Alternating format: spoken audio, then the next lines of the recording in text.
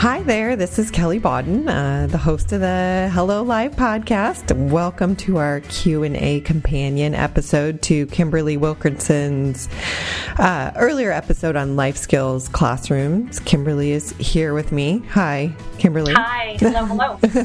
And we're going to go into a little more depth about what she just covered here in a minute, but I wanted to remind you, listeners, that if you haven't already listened to her episode, you totally should. Pause this one, go back, take a listen to what she had to say. There's some really great stuff in there. Get your 30 minutes of free CEUs for listening, and then come on back and listen to this part, because this will all make a whole bunch more sense if you do it in the right order. Not that there's a right and wrong way, but there sort of is. And who doesn't need more CEUs? So anywho, thank you so much, Kimberly, for doing this. Sure, it was my pleasure. Oh, it was I really enjoyed listening to it. The first thing I wrote down when I was writing down some notes is, I love how you, it actually turns out it's your fifth point, but it's fun. This is really a fun population. Yes. And did you always feel like that, or did it kind of take you a little while to warm up to that fact? I don't think it took me a long while. Again, that first year coming out of school when I had close to 80 students, which was quite challenging, I think, as a new SLP. Right. Knowing what to do and how to navigate through that. And I was in, 6 different towns. But I feel I did have that AAC specialist that I worked closely with, who I thought was great. And I think coming out of school, too, you have a lot of energy. You want to do your best. And so you give it everything you've got. And a lot of the things that I talked about in way of different things that you can try happened within that first year. Not within the first few months, but once I got to know those kids and once I understood what was going on, and I like being able to do things at some points a little bit differently, trying different things. Oh, yeah. And and once I saw the success that we had, then I fell in love with it all. I'm like, you know what? There's so much you can do, and this is just the beginning. Right. And, sort of the best part about doing something right out of grad school is you don't know any better. That's right. I feel like that about my first job out of grad school. If I got that job now, I would think it was impossible. I didn't know any better. So yeah, you just do it.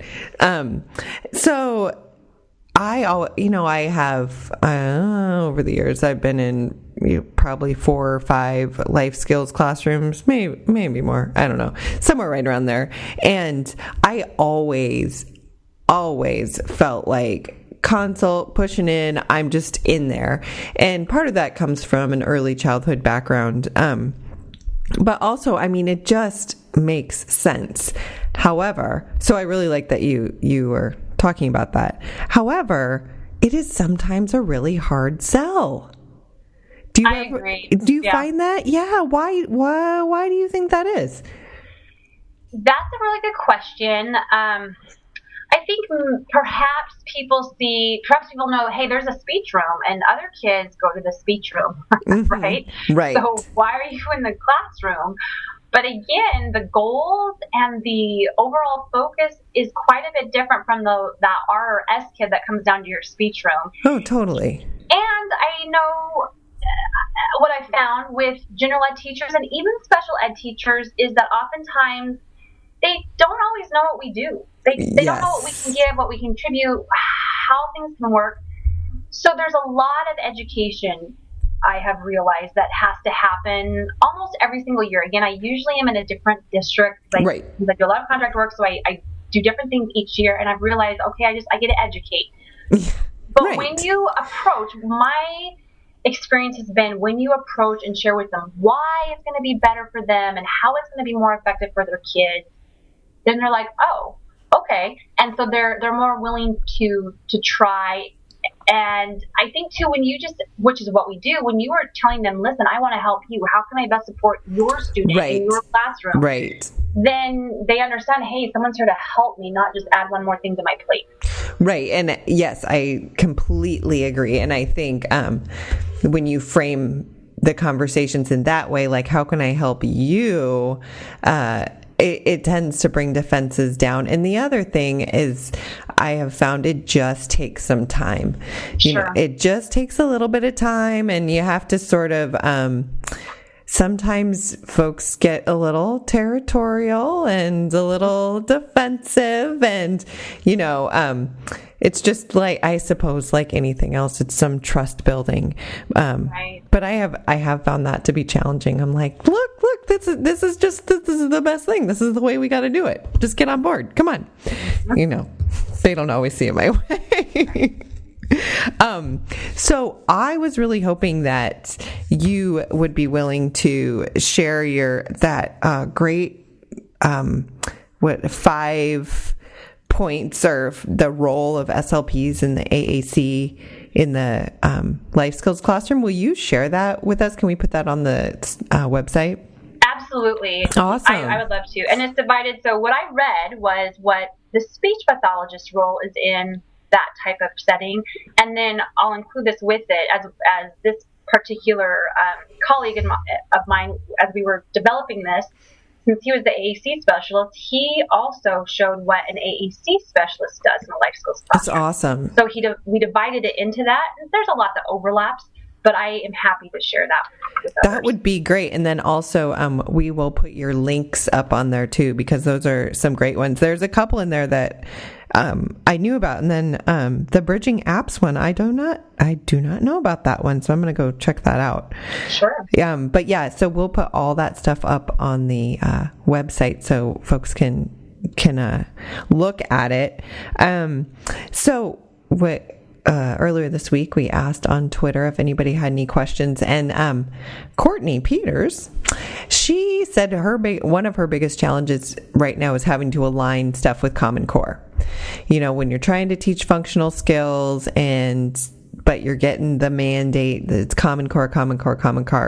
And I, last year was in a placement where I was having the same challenges. It's kind of, it's tough. Are you facing that at all at any of your spots? You know what? I'll say right now, no. Okay. Especially not in the life skills setting. That has not become an issue yet. And so I don't know that I have a lot to add to that.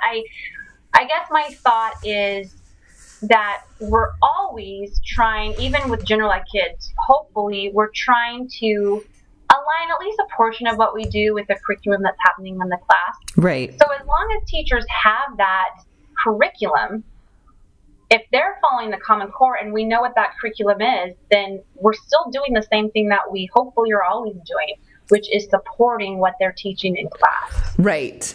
And I, of course, I can't remember right off the top of my head, but I did find something last year.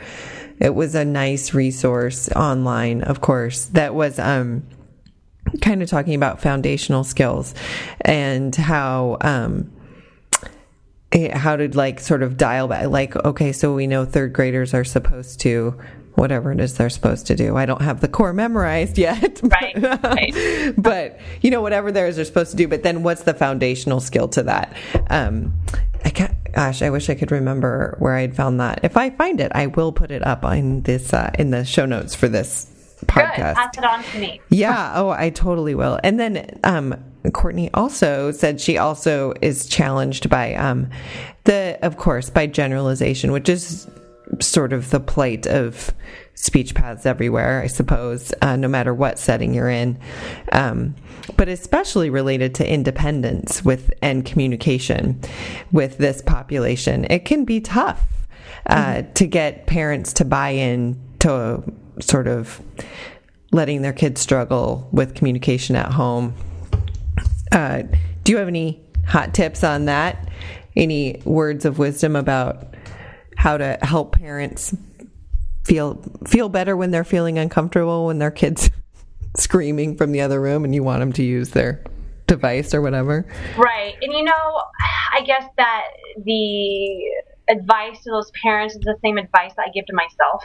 Right. It's like, I have this goal of mine, I have this desire, and I have this ideal, hey, in 30 minutes, we're going to do A, B, C, D, and E. And man, if we get through half of A by the end of that 30 minutes, we still have made progression. And so that's the same thing, is that with these kids, and truly with all of us, right? We may not have significant communication impairments, but we all have weaknesses. And so our progression is different wherever we're at in life. And with these kids especially, we have to be willing to understand that those small steps are actually big steps. And because these kids do need a lot of repetition and a lot of visual, tactile, verbal support, that those little baby increments are actually okay, and that we have to work on some of those basic things in order to tackle some of the manifestations, whether it's through the behaviors or through things that we just don't like that are happening still. We have to target those foundational things, as you pointed out, first. And then as we target those things, hopefully the behaviors and the progression that we want to see will follow. But it just takes time. Right. I mean, it's that baby steps piece, and you talked about that as well. I mean, you talked about that, the reframing success, and really, I think what I often tell parents in that generalization piece is just like, set that baby step goal. Let's like say, okay, what can you tolerate? Can you tolerate working on this for whatever, one meal time a week or whatever it is, but just some little piece that helps with the baby steps. Right. But that's hard. That's hard sitting. And I mean, I'm sure you've had the same experience when you're sitting in a meeting and parents want more and more practice, more services and more progress. And those are some pretty nuanced conversations to have. Mm-hmm. And, one of the things too, that as I've spoken with parents in those meetings, and again, this is just kind of education for parents and all of the IEP team members, is that communication is something that we do all day, every day of our lives, right? And so I'm not there to fix or cure communication issues, but I'm there to support what's happening all day, every day anyway. Right. And so that's my role and my piece, and I'm thrilled to be able to offer help, whether it's at school or certainly tips and tricks for what you can do at home. But because communication is really, I think, an innate trait of all of us human beings. No, totally. Yeah. That is something that should be happening all day. And so I'm just there to support it. I'm not there to fix it. Right. And do you use the communication matrix at all? I have. If I'm thinking of the one, as you say that, I'm thinking something comes to my mind. I believe I have, not recently, because I don't have the students I'm working with right now. I don't know that would apply to them as well. Sure. Yeah, that's something that I love that tool, and I will also, I'm writing myself a little note to include that in our show notes as well. But that tool is really nice to talk about that piece of communication is everywhere. It's all the time. And even when, the most impacted kids who are really sort of barely responding to stimulus, but still we're seeing some, the communication matrix does a really nice job of breaking it down, like what are those foundational skills, and that this is what communication looks like in its earliest form. Right. And I have actually, now that I think about it, I've used that for parents and for IEP team members as well, to I've done it with everybody in the class, and then it has such a nice visual output that shows exactly where they are. Like, I'm a visual junkie, so I love that it has sort of grayed out bits, like what's coming, what they've mastered. So that's a really nice thing to use as well. That's a good idea. I would say I need to look at my files and pull that out. Yeah. And it's all, I love it. It's all online. You can keep updating it. there was one placement I had sort of short term, because that's the other thing that's a bummer about this population is that oftentimes speech paths are bouncing in and out of those classrooms, and there isn't that real longevity. I mean, I don't know why. I'm not even gonna offer a hypothesis. Right.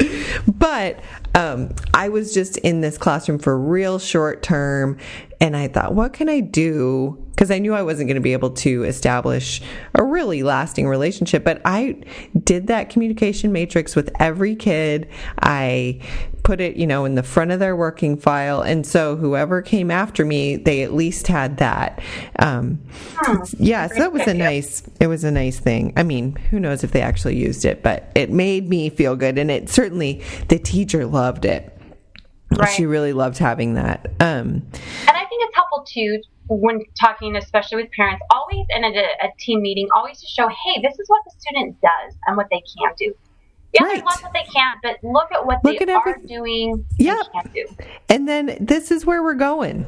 Like, here's the end game. We're working on turning your head to reject, but that leads to the next thing. So I think also it helps to see the long term as well as the short term. Sure.